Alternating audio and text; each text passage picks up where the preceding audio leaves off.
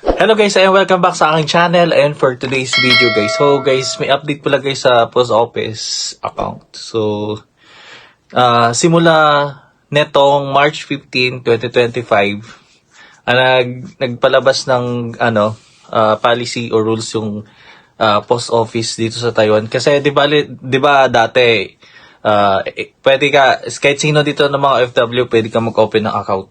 So ngayon, may mga rules na sila na pinapatupad. Gaya ng simula ng March 15, di ba sinabi ko na kanina, bawal na mag-open account yung,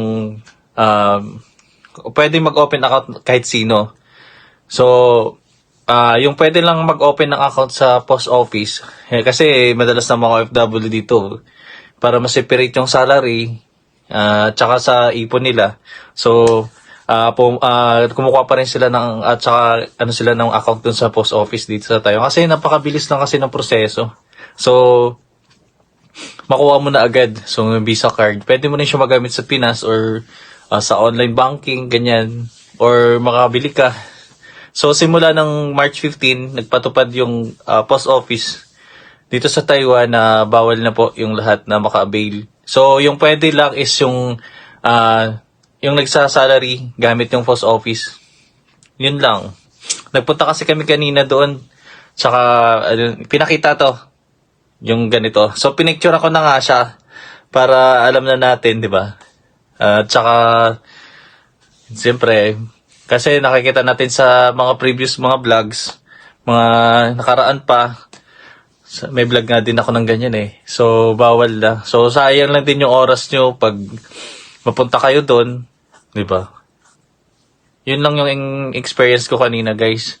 So, bawal na if hindi yung pang-salary yung gagamitin na account sa post office.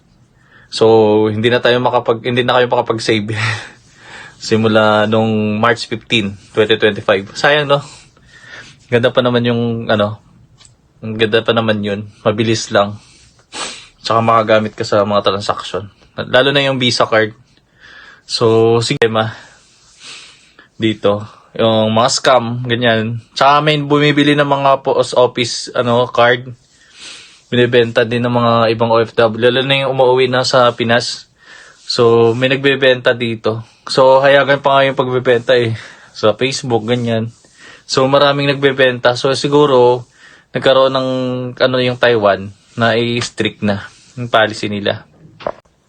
So, nag-iingat lang yung Taiwan ng mga cases na ganyan. So, uso pa naman yung scam dito through online. So, yun. Sa mga nagbabalak guys, bawal na siya. Bukod sa salary. Yung company nyo ay ng salary sa post office. So, yun lang. Nag-ingat pa tayo lahat. Tsaka, siyempre, siguro may ibang bangko naman na makapag-provide ng ganyan. If ever na gusto nyo pa mag-open ng account for savings. Kasi, minsan, di ba, mahirap na sa salary. Makikita mo. Pero may passbook naman. So, maraming salamat guys sa pagsama sa akin. Ako si Jembius, ang inyong ka-views. Bye po. Mag-get po tayo lahat. Ay na, lalo na ngayon dito sa Taiwan. So, tensionado yung nagkakaroon ng sa China and then fire drill. Every year naman actually yan kaso 'di ba? Mahirap na. So anytime. So maraming salamat guys. Mag-ito tayo lahat sa James sa Views and don't forget to like at subscribe niyo rin yung channel ko guys. Maraming salamat. Bye po.